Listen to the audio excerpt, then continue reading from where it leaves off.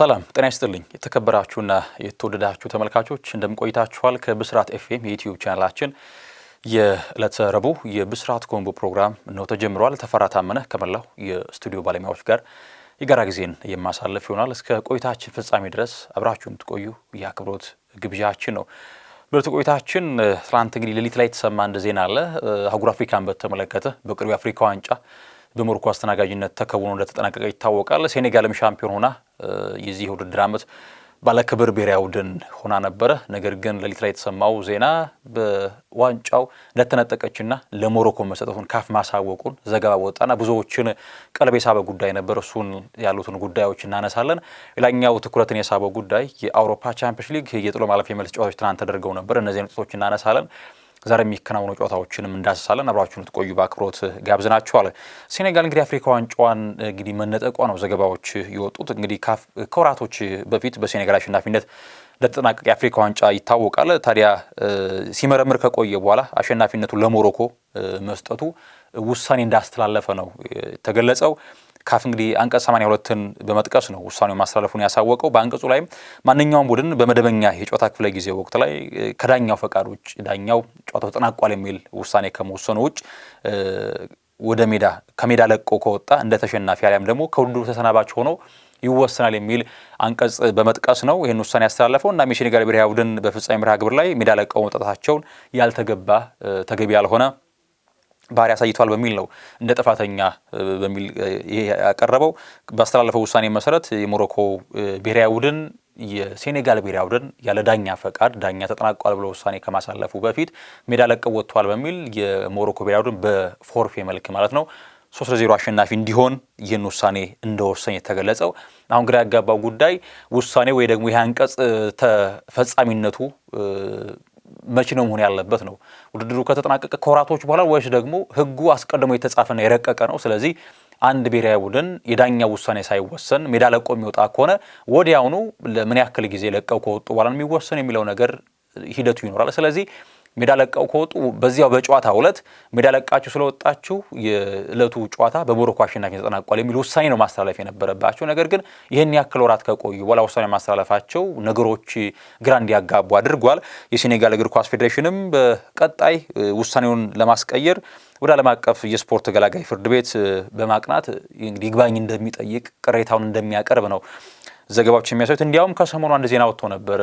የሴኔጋል ብሔራዊ ቡድን በቀጣይ የወዳጅነት ጨዋታውን ያደርጋል። ሀገረ ፈረንሳይ በስታድ ፍራንስ ማርች 28 ላይ ከፔሩ ጋር የወዳጅነት ጨዋታ ያደርጋል። ታዲያ ሰለብሬት ለማድረግ አስበው ነበረ፣ ቀነቀጠሮ ይዘው ነበረ። ታዲያ አሁንም እንደማይቀር ይሄንን ማርች 28 በወዳጅነት ጨዋታ ከፔሩ ጋር ሲጫወቱ በስታድ ፍራንስ ይህንን ሰለብሬት የማድረግ ሂደታቸውን እንደሚያስቀጥሉ ዘገባዎች እየወጡ ይገኛሉ።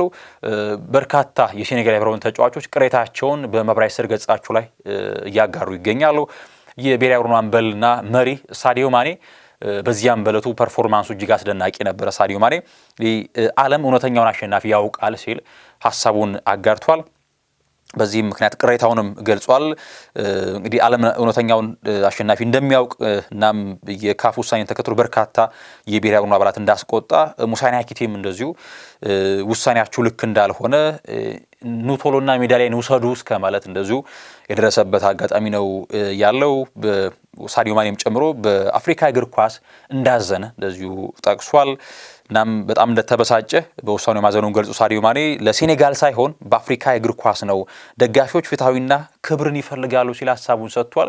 ብዙዎች እንግዲህ ያጋባው ይሆን እንዳልኳችሁ በዚህ አንቀጽ ከተቀመጠለት አንድ ብሔራዊ ቡድን የዳኛ ውሳኔ ሳይወሰን ሜዳ ለቆ ከወጣ ጥፋተኛ እንደሚያስብልና ፎርፌ ለተቃራኒ ቡድን ይሰጣል የሚል ሕግ ካለ ወዲያውኑ ሜዳ ለቀው ሲወጡ ውሳኔው መተላለፍ ነበረበት ይመስለኛል። እንግዲህ ሞሮኮ ብሔራዊ ቡድን በዚያን ጊዜ ምናልባት ነገሮችን ቶርናመንቱን እንዳይበላሽ ፍጻሜው በጣም መጥፎ በታሪክ ፍጻሜ እንዳይሆን በማሰብ ነገሮችን አስተካክለው ጨዋታውን ለመከወን መርጠዋል። ነገር ግን ይህ ሕግ ካለ ስለዚህ ሕጉ ተፈጻሚነት ሊሆን የሚገባው በጊዜው ነበረ። ከነዚህ ወራቶች በኋላ ውሳኔው መተላለፉ ጥያቄ እንዲቀርብ ከምን አንጻር ነው ብሎ ነገሮች በጣም ብልሹ አሰራር አለ የሚል ሐሳብ እንዲነሳ የተደረገበት ሁኔታ ይህንን ተከትሎ ነው እንዳልኳችሁ ግን የሴኔጋል ብሔራዊ ቡድን ነገሩን ወደ ዓለም አቀፍ የስፖርት ገላጋይ ፍርድ ቤት ካስ ነገሩን ወስዶ እንዲያውም ዛሬው ዕለት ደብዳቤ ያስገባሉ የሚል ዜናዎችን ስመለከት ነበረ። ከወደ አፍሪካ ወጡ ዜናዎች እንደሚያሳዩት ከሆነ ያን ሀሳብ እንግዲህ ይቀመጣል። ቶርናመንቱ ሲጀመር እንግዲህ ሞሮኮ በስቴዲየም ጥራት ከዚያም ባለፈ እንደ ናሽናል ቲም ጥራቷ በጣም የላቀ ነው። ነገር ግን ቶርናመንት በብዙ መልኩ ከዳኝነት ጋር በተያያዘ ጥያቄዎች ይነሱበት የነበረው ነው። እናም የአፍሪካ እግር ኳስ አሁንም ከድጦ ወደ ማጡ ያሽቆለቆለን የሚገኘው 2010 ላይ ደቡብ አፍሪካ የዓለም ዋንጫ እስከ ማዘጋጀት ደርሳ ነበረ። በተለይ በክለብ ደረጃ አፍሪካውያን ተጫዋቾች በጣም አውትሻይን ያደርጉ ይገኛሉ። ነገር ግን እንደ ሀገር እንግዲህ ሀገራት የሊግ ውድድራቸው ከዚያም ባለፈ አህጉራዊ ውድድሮች ላይም በነገራችን ላይ ከአፍሪካ ዋንጫ ባለፈ በካፍ ቻምፒየንስ ሊግ በጣም ያልተገቡ ውሳኔዎች ሲወሰኑ ግራ የሚያጋቡ በዚህ ዘመን ሊታዩ የማይገባቸው ሂደቶችን ስንመለከት እንደ ተጫዋችም እንደ አሰልጣኝም እንደ ዳኛም እንደ ፌዴሬሽንም ስንመለከት ነበርና አሁንም የአፍሪካ እግር ኳስ የቁልቁለት ጉዞውን እያስቀጠለ ይመስላል። ሌላኛው ማሳያ ነው። ወደ አውሮፓ ጉዳዮቻችን ልውሰዳችሁ ተመልካቾቻችን። የአውሮፓ ቻምፒየንስ ሊግ የጥሎ ማለፍ የመልስ ጨዋታዎች ትላንት ተደርገው ነበረ። ትልቁ መርሃ ግብር በኢቲሃድ ማንቸስተር ሲቲን ከሪያል ማድሪድ ያገናኘው ጨዋታ ነበረ። የጨዋታ አስቀድሞ እንደምናስታውሰው ባሳለፍነው ሳምንት በሳንቲያጎ ቤርናባው ሎስ ብላንኮቹ ጨዋታውን 3-0 አሸንፈው ነበረ በፌዲ ቫልቬርዴ ሃትሪክ ታግዘው ወደ እንግሊዝ የተመለሱት። እናም በተለይ ሬሞንታዳ በተለይ ደግሞ ባርሴሎና ፓሪስ ሰን ጀርማን ከ4-0 ሽንፈት 6-1 አሸንፎ ከተመለሰ በኋላ ሬሞንታዳ የሚለው ስም በተደጋጋሚ እንግዲህ ካምባክ ሲያደርጉ ውጤት መቀልበስ ሲኖር በርካቶች የሚጠቀሙት ቃል ሆኖ በተለይ በስፔን ሲዘወተር እናውቃለን። ባለፈው ውድድር ዓመትም አርሰናል ካሸነፈ በኋላ በኤምሬትስ ወደ ቤርናባው ሲጓዝ ለሳምንታት ያክል የስፔን መገናኛ ብዙሃኖች ሬሞንታዳ የሚለውን ቃል አስቀምጠው እንግዲህ ውጤትን የመቀልበስ ሂደትን ሲያስቀምጡ ነበረ።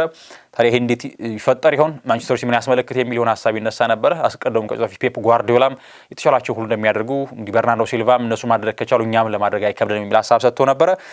ትላንት ግን ሪያል ማድሪድ በድጋሚ ጨዋታውን አሸንፏል። በቪኒሲዮስ ጁኒየርና 2 ጎሎች ታግዞ ነው ያሸነፈው። ኤርሊንግ ብራውት ሃላንድ አንዷን የማንቸስተር ሲቲ ጎል ማስቆጠር ችሏል። እንግዲህ የጨዋታውን መልክ የቀየረችው አጋጣሚ ትላንት በርናርዶ ሲልቫ በፍጹም ቅጣት ምት ክልል ውስጥ ኳስን በእጁ ነክቷል በሚል ፈረንሳዊ የመሃል አርቢትር ክሌርሞ ቱርፒን ቀይ ካርድ አስመለከቱት። ከዚያም ፍጹም ቅጣት ምት ተሰጠ። ነገሮች ሁሉ ብልሽታቸው የወጣው ከዚያ ጊዜ በኋላ ነው። እንግዲህ ማንቸስተር ሲቲ ከጨዋታው ጅማሬ አንስቶ በከፍ ባለ ኢንቴንሲቲ በራስታን በተሞላበት መንገድ ለመጫወት ሲያስቡ ነበር። እንግዲህ በርናርዶ ሲልቫ አንደኛ መሪያቸውን፣ ሁለተኛ ኒውሜሪካል አድቫንቴጅ ይወስዳሉ።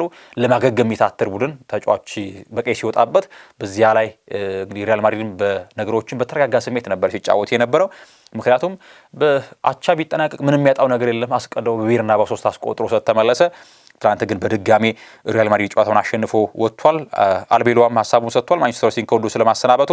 እናም ከጠንካራ ቡድን ጋር ተጫውተን ድል ማድረጋችን አስደስቶኛል የሚል ሀሳቡን ሰጥቷል። በሁለቱም ጨዋታዎች ላይ ማሸነፍ ይገባናል ሲል አልቫሮ አልቤሎዋም እንደዚሁ ሀሳቡን ሰጥቷል። ቪኒሲዮስ ጁኒየር ትናንት 2 ጎሎችን ያስቆጠረው ብራዚላዊ የመስመር ተጫዋች ፍጹም ቅጣት ምቱ ሲገኝ ለፌዲ ቫልቬርዴ እንዲመታው አቅርቤለት ነበረ። ነገር ግን እርሱ በድጋሚ እኔ እንድመታን የሰጠኝ ይሄ በእኔ ላይ ያለውን በራስ መተማመን ያሳያል፣ ለዚያም ደግሞ አመሰግናለሁኝ የሚል ሀሳቡን ሰጥቷል።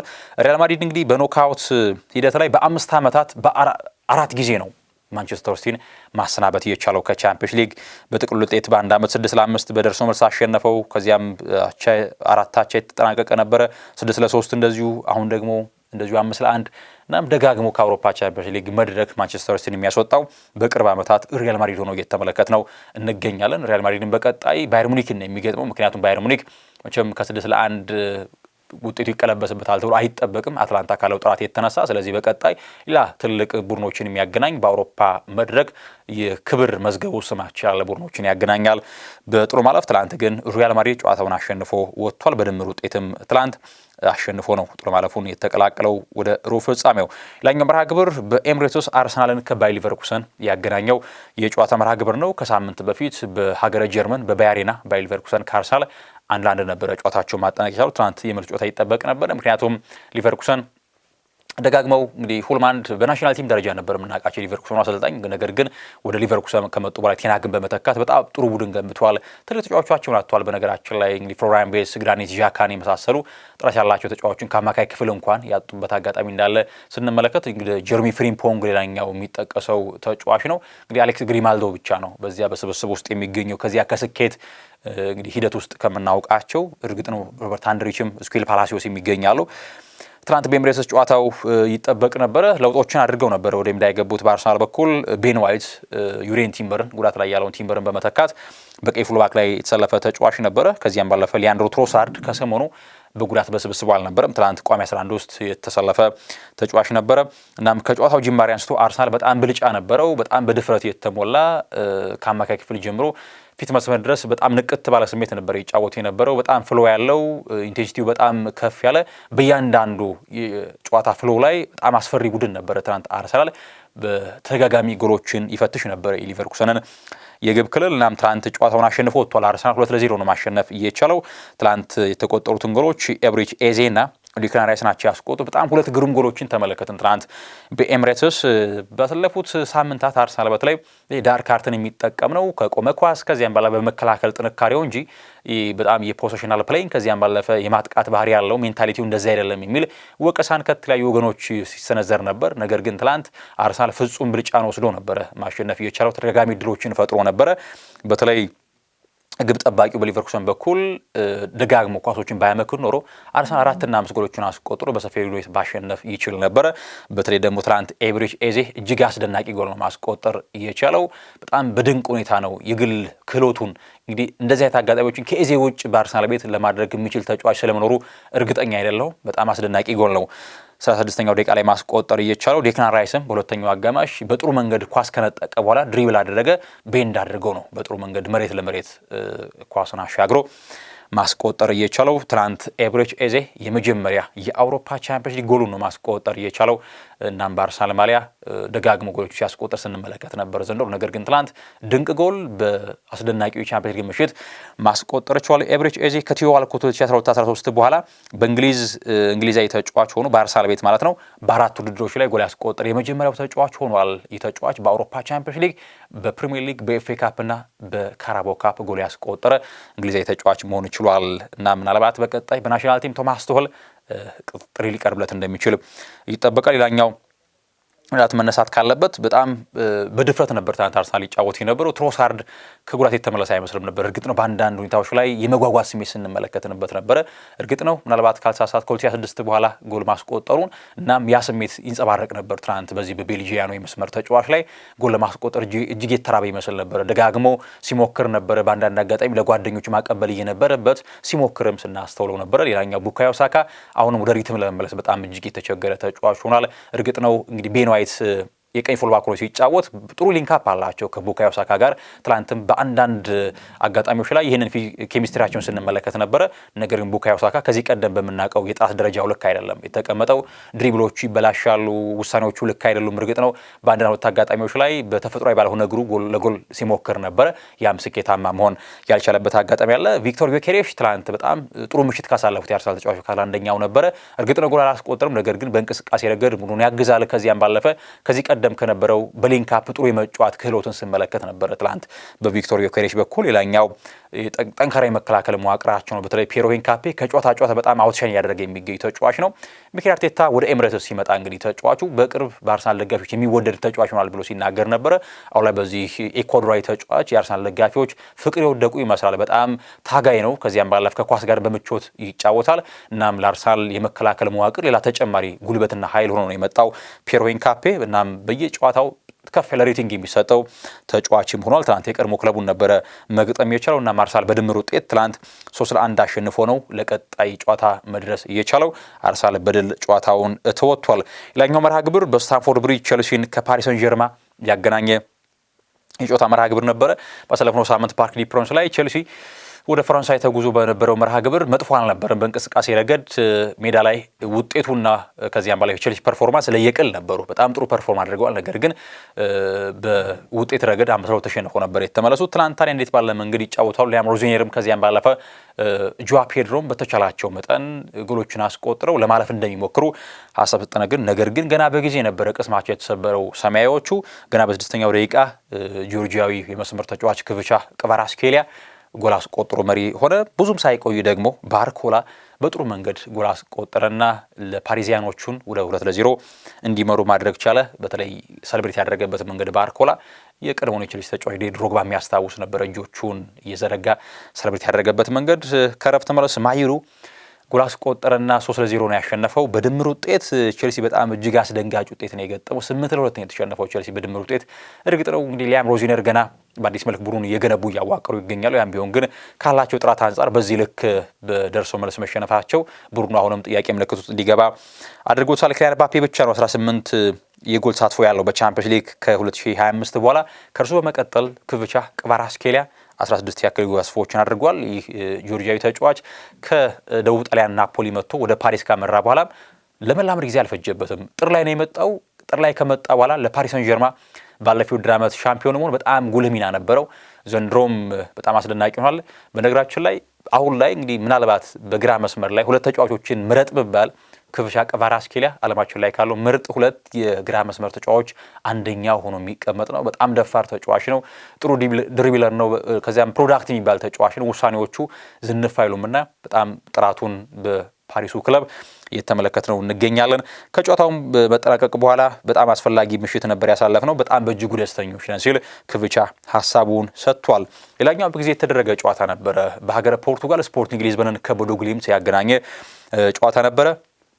ኖርዌይ ላይ ይሄ የዘንድሮው ዳርክ ሆርስ ቡድን ቦዶ ግሊምት 3-0 አሸንፎ ነበር ወደ ሀገረ ፖርቱጋል ማምራት እየቻለው። ከውጤቱ ከፍ ማለት አንጻር ከስፖርቲንግ ሊዝበን ጥራት አንጻር ምናልባት ቦዶ ግሊምት ሽንፈት እንኳ ቢገጥመው ሊያወድቅ ይችላል የሚል ግምት ነበረ። ነገር ግን ሬሞንታዳ በትክክል የሰራው ፖርቱጋል ላይ ነው። ትላንት ስፖርቲንግ ሊዝበን 5-0 አሸንፏል። መደበኛው ደቂቃ እኩል 3-0 አሸነፈና ወደ ተጨማሪ ደቂቃ ማምራት ቻሉ። በተጨማሪ ደቂቃ ደግሞ 2 ጎል ተጨማሪ ያስቆጥረው የፖርቱጋሉ ክለብ አልፏል። ጎንካሎ ኢናሲዮ 34ኛው ደቂቃ ላይ ያስቆጠረ። ከረፍት መልስ ፔድሮ ኮንጋላቬስ አስቆጠረ። ሉዊስ ሱዋሬዝ ቪክቶር ዮኬሬሽን በመተካት ወደ ሊዝበን የመጣ ተጫዋች ነው። በፍጥነት ምት 78ኛው ደቂቃ ላይ አስቆጠረ። ወደ ተጨማሪ ደቂቃ አመሩ። ከዚያም አራውሆና ራፋኤል ኔል ተጨማሪ ጎሎችን አስቆጥረው የፖርቱጋሉ ክለብ ለቀጣይ ለጥሎ ማለፍ መድረሱን አረጋግጧል። በቀጣይም ስፖርቲንግ ሊዝበን ከአርሰናል ይጫወታሉ። ቪክቶር ዮኬሬሽ የቀድሞ ክለቡን በቀጣይ ይገጥማል ማለት ነው። እንግዲህ ስለ ሬሞንታዳ ስናነሳ 2017-18 ሮማ ባርሴሎናን አስቀድሞ 3-0 ተሸነፈ። ከዚያ አራላንድ ተሸነፈ። ከዚያም በኢስታዲዮ ኦሎምፒኮ 3-0 አሸንፎ ወደ ቀጣይ ዙር ማለፍ ቻለ። ሌላኛው 2018-19 ሊቨርፑል ከባርሴሎና በግማሽ ፍጻሜ 3-0 ካምፕ ኖ የተሸነፈ ሊቨርፑል አንፊልድ ላይ 4-0 አሸንፎ ወደ ፍጻሜ ማፍራት ቻለ።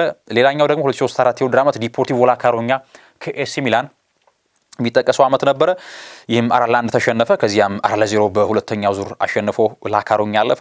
ከዚያ ደግሞ ባርሴሎና ከፓሪስ ሰን ጀርማ 2016-17 የውድድር ዓመት 4-0 ተሸነፈ በፓርክ ዲ ፕሪንስ። ከዚያም ደግሞ ካምፕ ኑ ላይ ይሄ ሬሞንታዳ የሚለው ስም በተለይ በገዘፈው በዚያ ወቅት ነበረ 6-1 አሸንፎ ማለፍ ቻለ። ታዲያ አሁን ላይ ደግሞ ስፖርቲንግ ሊዝበን ደግሞ ታሊንን 3-0 ተሸነፈ፣ 5-0 አሸንፎ ማለፍ ችሏል።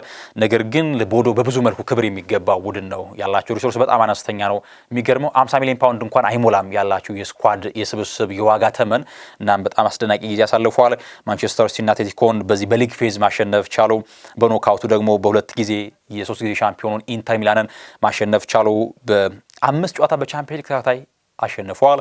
ከዚያም ባለፈ እንግዲህ 54,000 ብቻ ህዝቦች የሚገኙባት የቦዶ ከተማ ወክሎ የተሳተፈው መድረክ በክብር ነው የተሸኘው እና እርግጥ ነው ያማል የደርሶ መልስ ውጤቱ። ነገር ግን በክብር ነው ካላቸው ሪሶርስ አንጻር ጥሩ ነገር በቻምፒየንስ ሊግ አስመልክተው ነው የተሰናበቱት። በዚህ መንገድ ተጠናቋል። ወደ ዛሬ መርሃ ግብሮች ልውሰዳችሁ። ዛሬ የሚጠበቅ መርሃ ግብር አለ። በካምፕ ኑ ባርሴሎና ከኒውካስል ይጫወታሉ። ባሳለፍነው ሳምንት በሴንት ጄምስ ፓርክ ኒውካስል ከባርሴሎና አንዳቻ ነበር የተጠናቀቁ። ኬራን ትሪፔ አሁን ላይ በራስ መተማመን ይሰማናል፣ በተለይ ደግሞ ቸልሲን ካሸነፍን በኋላ በጣም በራስ መተማመናችን ከፍሏል የሚል ሀሳብን ሰጥቷል። ኤዲያው በኩላቸው አሁን ላይ የተለየ ኢንቫይሮንመንት ላይ ነው የምንገኘው፣ እናም በካምፕ ሂደን መጫወታችን ለእኛ በጣም አስደሳች ነው። አሁን ላይ ቡድኑ ይበልጥ ራሱን አወልብቷል፣ ልምድ የሚያካበተ ቡድን ሆነዋል ሲሉ ሀሳብ ሰጥቷል። ሃንሲ ፍሊክ በበኩላቸው ይሄ እግር ኳስ ነው፣ ብዙ ነገሮች ይፈጠራሉ፣ እናም በእለቱ ጨዋታ ላይ ብዙ ነገሮች ሊፈጠሩ ይችላሉ፣ ነገር ግን በጣም ፖዚቲቭ ነገር ይሰማናል የሚል ሀሳብን ሰጥቷል። እነርሱ በጣም ጥራት ያላቸው ስብስብ ያላቸው ቡድን ነው፣ እናም ጠንካራ ጨዋታ እንደሚሆን አስባለሁ ብለዋል። ላሚን ያማልን በተመለከተ ላሚን ያማል ጨዋታን መቀየር የሚችል ጥራት ያለው ተጫዋች ነው ሲሉ ስለ ተጫዋቹ ሀሳባቸውን የሰጡበት አጋጣሚ ነው ያለው። እናም ባለፈው ሳምንት በተለይ ኒውካስል የሚገባ ቡድን ነበረ። ጨዋታውን ማሸነፍ በብዙ መልኩ ብልጫ ነበሩ። ግድሎችን በመፍጠር ጌም ማኔጅመንታቸው በጣም ከፍ ያለ ነበረ ማክፓይሶቹ። ነገር ግን አስቀድመው ጎል አስቆጥረው የነበረ ቢሆን በመጨረሻ ደቂቃ ጎል ተቆጥሮባቸው ነጥብ 1-1 ሆነው አጠናቋል። በካምፕ ኑ እጅግ ጨዋታው ፈታኝ እንደሚሆንባቸው ይጠበቃል። በሙሉ የማጥቃት ስሜት ባርሴሎናዎች ወደ ሜዳ እንደሚገቡ ይጠበቃል። የምሽቱ መርሃ ግብር ተጠባቂ ነው። እንዲሁ አንፊልድ ላይ ሊቨርፑል ከጋላታሳራይ ይጫወታሉ። አስቀድሞ ቱርክ ላይ 1-0 አሸንፎ እንደነበረ ጋላታሳራይ ይጫወታል። አርነ ስሎት ከጨዋታው በፊት አሌክሳንደር ኢዛክን በተመለከተ ከፍ ባለ ገንዘብ ከኒውካስል ክረምት ላይ ያስፈረሙትን ተጫዋች አሁን ላይ የማገገም ሂደቱ በጥሩ መንገድ እየቀጠለ ነው። እናም በቅርቡ ወደ ሜዳ እንደሚመለስ ሀሳባቸውን የሰጡበት አጋጣሚ ያለው። ቶትናም ስፐርስ በሜዳው አትሌቲኮ ማድሪድን ይገጥማል። በመጀመሪያው ዙር 5-2 ተሸንፎ እንደነበር ይታወቃል። ዳገት እንደመውጣት ነው ለቶትናም ይሄ ጨዋታ። ምክንያቱም ካላቸው ኮንፊደንስ ካላቸው ጥራት አንጻር አሁን ላይ አትሌቲኮን ቀልብሰው አሸንፈው ያልፋሉ ብሎ ማሰብ እጅግ አዳጋችና ከባድ ይመስላል። ነገር ግን ኢጎር ቱዶር ወደ ክለቡ ከመጡ በኋላ ባለፈው የመጀመሪያ ነጥባቸውን አሳክቷል። በአንፊልድ ከሊቨርፑል ጋር ነጥብ ተጋርተው ሌላኛው መርሃ ግብር በባየር ሙኒክን ከአታላንታ የሚያገናኝ ጨዋታ ነው። ይሄ የዳዊትና የጎልያድ ፍልሚያ ይመስላል። ምክንያቱም ቤርጋሞ ላይ አስቀድሞ ባሳለፍነው ሳምንት 6 ጎሎችን አዝርበው ነው ባቫሪያኖቹ የተመለሱ። ስለዚህ ማለፋቸውን ያረጋግጡ ይመስላል። ባየር ሙኒኮች አታላንታን ዛሬ በሜዳቸው ይገጥማሉ። ታዲያ ባየር ሙኒክ በቀጣይ ከሪያል ማድሪድ ጋር ነው የሚገናኘው። ሌላ የጂያንቶች ፍልሚያን እንመለከታለን በመድረኩ። ዛሬ የሚጠበቁ መርሃ ግብሮች ይህንን ይመስላሉ። ተመልካቾቻችን ቆይታችን ይመስል ነበር። ተፈራ ታመነ ከመላው የስቱዲዮ ባለሙያዎች ጋር የጋራ ዜና አሳልፍ ያለሁኝ። ሰናይ ጊዜን ተመኘው።